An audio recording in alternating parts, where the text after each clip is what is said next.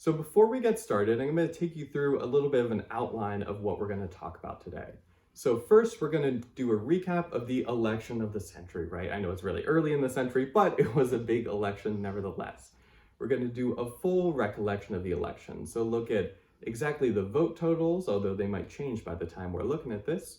Look at the state maps as well, and then look at exit polls to see which sorts of people voted for which candidate.